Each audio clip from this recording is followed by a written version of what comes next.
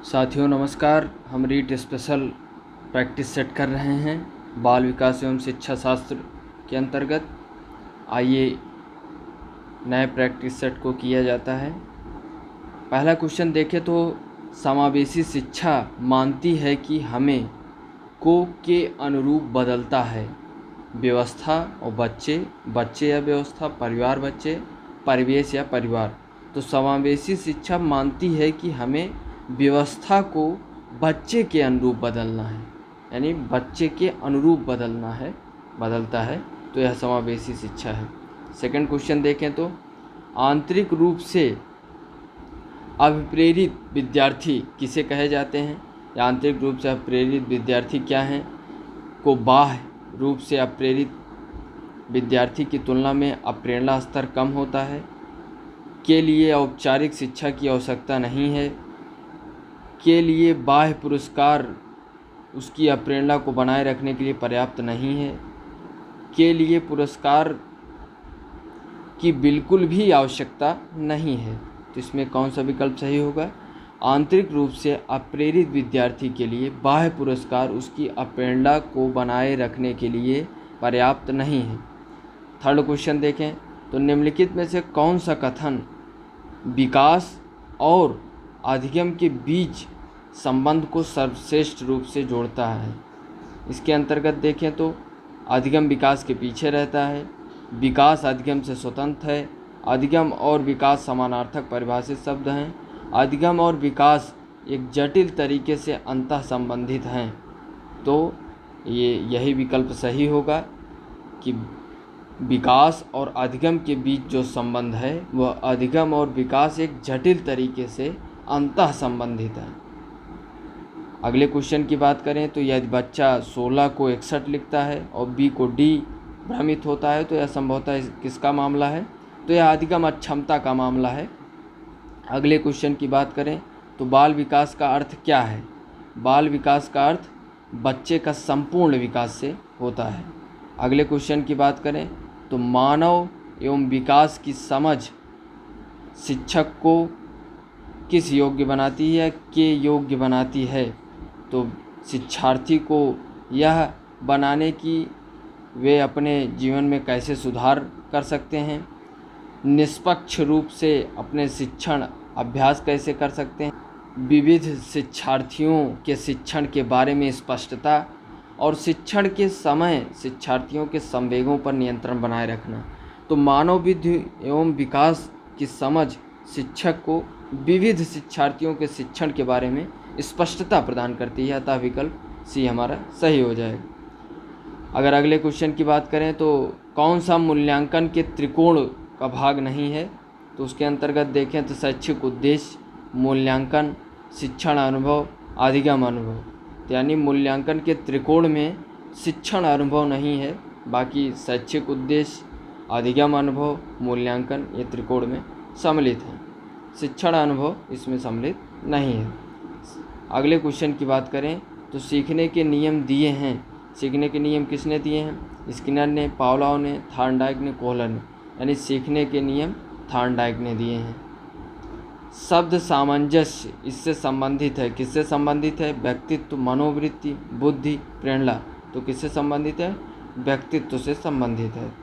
अगले क्वेश्चन की बात करें तो मानकों या मापदंडों के आधार पर निर्णय करने की प्रक्रिया किस संज्ञानात्मक प्रक्रिया बीमा के अंतर्गत आती है? तो निर्माण, मूल्यांकन, समझ और उपयोग। तो मूल्यांकन के अंतर्गत आती है।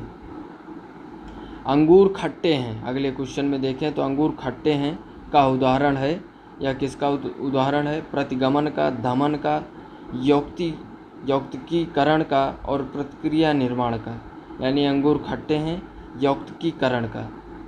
अंगूर खट्टे हैं कब होगा? जब आदमी बहुत प्रयास के बाद उस चीज़ को हासिल करने में सक्षम न बन पाए, तो एक यौक्तिकीकरण प्रक्रिया है। तो यह इसका उदाहरण है यौक्तिकीकरण का। अगले क्वेश्चन की बात करें, हम सभी में आवश्यकता के अनुसार अप्रेरण की शुरुआत होती है। छात्र की वह आवश्यकता जिसे उसको सर्वप्रथम पूरा करना चाहिए। तो ऐसा कौन सी आवश्यकता है जिसे उसे सर्वप्रथम पूरा करना चाहिए? आत्मानुभूतिकरण, शारीरिक, सम्मान, सामाजिक। तो शारीरिक आवश्यकता को सर्वप्रथम पूरा करना चाहिए, क्योंकि जब शरीर स्वस्थ रहेगा तो बाकी सब प्रक्रिया अपने आप सुचारू रूप से चलेगी। अगले क्वेश्चन की बात करें तो अनुबंधन की प्रक्रिया में प्रथम सोपान निम्नांकित में से कौन सा है? तो प्रथम सोपान अनुबंधन की प्रक्रिया में उत्तेजना, सामान्यीकरण, आवृत्ति और इनमें से कोई नहीं। तो उत्तेजना अनुबंधन की प्रक्रिया का प्रथम सोपान है। अगले क्वेश्चन की बात करें तो कौन सा कथन है जो इसमें सही नहीं है? विकास और वृद्धि एक दूसरे के पर्यायवाची हैं। विकास कार्यक्षमता, कार्यकुशलता और व्यवहार में आने वाले गुणात्मक परिवर्तनों को प्रकट करता है। विकास एक सतत प्रक्रिया है और वृद्धि विकास का ही एक भाग है। तो कौन सा सही नहीं है? तो विकास कार्यक्षमता, कार्यकुशलता और व्यवहार में आने वाले गुणात्मक परिवर्तनों को प्रकट करता है, तो यही इसमें सही नहीं है। जबकि विकास और वृद्धि एक दूसरे के पर्यायवाची हैं। विकास एक सतत प्रक्रिया है, वृद्धि विकास का एक भाग है।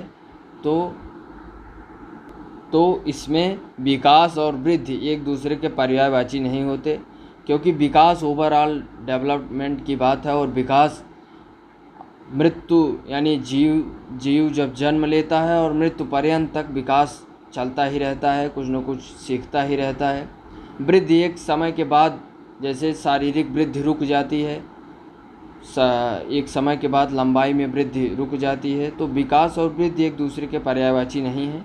बाकी विकास कार्यक्षमता, कार्यकुशलता और व्यवहार में आने वाले गुणात्मक परिवर्तनों को प्रकट करता है, यह सही है। अभी हमने बी कह दिया था, लेकिन बी सही नहीं है, ए सही है। अगले क्वेश्चन की बात करें तो जैक गणित में कमज़ोर छात्र है। निम्नलिखित में से कौन सा परीक्षण उपयुक्त कथन का सर्वोत्तम समर्थन करता है? तो कमज़ोर छात्र है, इसका मतलब कि बुद्धि परीक्षण, अभिवृत्ति परीक्षण, उपलब्धि परीक्षण, कौशल आधारित परीक्षण। तो इसमें जो है उपलब्धि परीक्षण हमारा सही होगा। अगले क्वेश्चन की बात करें तो श्रवण शिक्षार्थियों को प्रेरित करने के लिए शिक्षक को उसे प्रोत्साहित करना चाहिए कि छोटी इकाइयाँ में पठन सामग्री का उपयोग करें, क्लब की गतिविधियों और नाटक स्किट आदि में भाग लें, चर्चा में सम्मिलित हों, पढ़ाई करते समय रंगीन कलम और हाइलाइटर का प्रयोग करें। श्रवण शिक्षार्थियों को प्रेरित करने के लिए शिक्षक को उसे प्रोत्साहित करने, यानी यहाँ विद्यार्थी होना चाहिए। श्रवण विद्यार्थियों को प्रेरित करने के लिए, तो इसमें जो है ये विद्यार्थी है, तो इसमें प्रेरित शिक्षक को जो प्रेरित करना चाहिए कि वह चर्चा में सम्मिलित हो, तो इससे क्या होगा कि उसे सीखने की प्रक्रिया बढ़ेगी। अगले क्वेश्चन की बात करें तो व्यापक वफादारी, दया भावना में वृद्धि व मानसिक स्थिति में उतार चढ़ाव संबंधित है। तो यह सब शारीरिक विकास की विशेषताएं हैं और इसमें संवेगात्मक है, सामाजिक है, सांस्कृतिक है, लेकिन इसमें शारीरिक विकास की विशेषताएं हैं। व्यापक वफादारी, दया भावना में वृद्धि, मानसिक स्थिति में उतार चढ़ाव। तो व्यापक वफादारी, दया भावना में वृद्धि व मानसिक स्थिति में उतार चढ़ाव, यह सब संवेगात्मक विकास की विशेषताएं हैं। अभी हमने शारीरिक विकास की विशेषताएं आप समझ रहे हैं कि शरीर के स्थिति में विकास होना, शरीर में वृद्धि होना, छोटा बच्चा बड़े अवस्था में उसके शारीरिक हार्मोनल चेंज होते हैं और उसमें जो है उसका शारीरिक विकास दृश्य होता है। जबकि दया और भावना में वृद्धि यह अदृश्य है, यानी संवेग है उसके, यह भीतर की मनोवृत्तियां हैं। तो ये संवेगात्मक विकास की विशेषताओं के अंतर्गत आएगा। अगले क्वेश्चन की बात करें तो व्यक्तित्व परीक्षण निम्न होना चाहिए। तो व्यक्तित्व परीक्षण निम्न होना चाहिए: लिंग पक्षपाती, अधिक से अधिक प्रश्न वाला, विश्वसनीय और वैध, नवाचारी। तो व्यक्तित्व परीक्षण विश्वसनीय और वैध होना चाहिए। अगले क्वेश्चन की बात करें तो कौन अधिगमकर्ता को अधिक स्वतंत्रता देता है? तो व्यवहारवाद, संरचनावाद, क्रियाशीलतावाद, सृजनशीलतावाद। तो अधिगमकर्ता को अधिक स्वतंत्रता सृजनशीलतावाद देता है। अगले क्वेश्चन की बात करें तो बच्चों का मूल्यांकन होना चाहिए, तो बच्चों का मूल्यांकन सतत एवं व्यापक मूल्यांकन होना चाहिए। अगले क्वेश्चन की बात करें तो निम्नलिखित व्यक्तियों में कौन अपने बच्चों की आंतरिक प्रेरणा दे रहा है। तो अगली कक्षा में कछोन्नत पाने पर नंद कुमार अपने पुत्र की कहानी की पुस्तकें देते हैं। फादर रॉबर्ट अपनी कक्षा के उन बच्चों को चॉकलेट देते हैं जो अच्छा व्यवहार करते हैं। तो अपने पुत्र के जन्मदिन पर गिरजोश कुमार दावत देते हैं। विज्ञान विषयों में सर्वोच्च अंक पाने पर राकेश कुमार अपने पुत्र की प्रशंसा करते हैं। तो इसमें आंतरिक प्रेरणा देगा जो है विज्ञान विषयों में सर्वोच्च अंक प्राप्त करने पर राकेश अपने पुत्र की प्रशंसा करते हैं, उसको सम्मान देते हैं। तो थर्स्टन तथा लिकर्ट निम्न में से किसके मापन से संबंधित है। तो इसको यदि देखें तो यह आवृत्ति के मापन से संबंधित है। अगले क्वेश्चन की बात करें तो किसने कहा पिछड़े बालक वह हैं जो अपनी आयु वर्ग के अन्य छात्रों की अपेक्षा बहुत कम शैक्षिक उपलब्धि करता है। तो सानेल, बर्ट, बर्टनहल, टैलफोर्ड। यानी बर्ट भी पिछड़े बालक पर अपने विचार रखे हैं, तो यह कथन सानेल महोदय का है। अगले क्वेश्चन की बात करें तो निम्न में से कौन सा उदाहरण अप्रेरणा का परिणाम नहीं है। तो इन सभी में अप्रेरणा, जैसे राम ने तेजी से आधुनिक एवं प्राचीन ऐतिहासिक प्रवृत्तियों में सहसंबंध स्थापित करने की प्रगति की है। कृष्ण ने नृत्य का एक समय 1 घंटे से बढ़ाकर 2 घंटे किया। जगन ने वास लेने की प्रक्रिया में रुचि दिखानी प्रारंभ कर दी है। तो जॉन स्टुअर्ट मिल ने 12 वर्ष की उम्र में दर्शन का अध्ययन आरंभ कर दिया था। तो इसका मतलब आंतरिक जो अप्रेरणा का परिणाम नहीं है इसमें, बाकी सभी अप्रेरणा का परिणाम है। जगन ने वास लेने की प्रक्रिया में रुचि दिखाना प्रारंभ कर दिया, यही यानी वास लेने की प्रक्रिया में रुचि दिखा रही है, बाकी अंदर से कोई उसकी रुचि नहीं है। तो यही क्या है, अप्रेरणा का उदाहरण नहीं है। अगले क्वेश्चन की बात करें तो किस मनोवैज्ञानिक ने मानसिक आयु का संप्रत्यय दिया। तो यह बिने महोदय ने दिया। अगले क्वेश्चन की बात करें, जब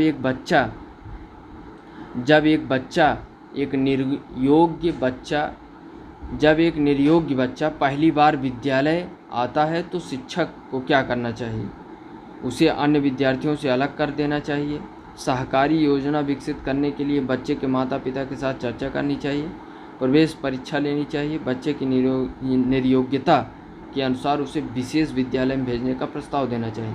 तो यानी सहकार की भावना, समावेशी शिक्षा हमारे मोटिव रहती है। तो सहकारी योजना विकसित करने के लिए बच्चे के माता पिता के साथ चर्चा करनी चाहिए। अगले क्वेश्चन की बात करें तो मानसिक आयु का संप्रत्यय सबसे पहले किसने बताया। तो बिने साइमन परीक्षा 1908 में बताया गया। अगले क्वेश्चन की बात करें तो निम्न में से कौन सा कथन बच्चे के विकास में परिवेश की भूमिका का समर्थन करता है। तो एक समान जुड़वा बच्चे जिनका लालन पालन भिन्न घरों में हुआ, उनकी बुद्धि लब्धि 0.75 के समान उच्च है। पिछली कुछ दशाब्दियों में बुद्धि लब्धांक परीक्षा में शिक्षार्थियों के औसत प्रदर्शन में लगातार वृद्धि हुई और शारीरिक रूप से स्वस्थ बच्चे अक्सर नैतिक रूप से अच्छे पाए जाते हैं। कुछ भी शिक्षार्थी सूचनाओं का जल्दी प्रक्रमण करते हैं, जबकि उसी कक्षा के अन्य विद्यार्थी ऐसा नहीं कर पाते।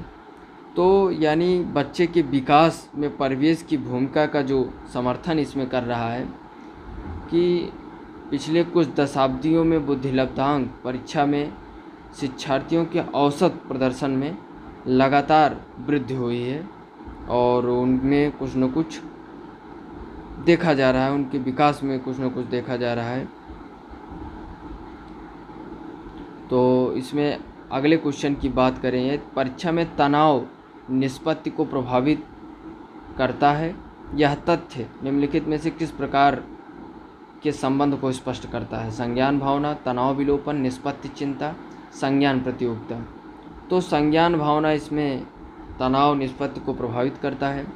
अगले क्वेश्चन की बात करें तो कौन सा बच्चों के संवेगात्मक विकास के लिए सर्वाधिक उपयुक्त है। कक्षा कक्ष का प्रजातांत्रिक परिवेश, अध्यापकों की कोई भी सहभागिता नहीं क्योंकि यह माता पिता का कार्य है। कक्षा कक्ष का नियंत्रित परिवेश और कक्षा कक्ष का अधिकारवादी परिवेश। तो इसमें जो है संवेगात्मक विकास के लिए सर्वाधिक उपयुक्त है कक्षा कक्ष का प्रजातांत्रिक परिवेश हो, सबको बोलने का अधिकार मिले और सब बच्चों को बराबर की भागीदारी मिले और सब बच्चों का बराबर से ध्यान दिया जाए। तो आगे भी हम अन्य महत्वपूर्ण प्रश्नों को देखेंगे रीट स्पेशल के अंतर्गत प्रैक्टिस सेट के माध्यम से। धन्यवाद। जय हिंद।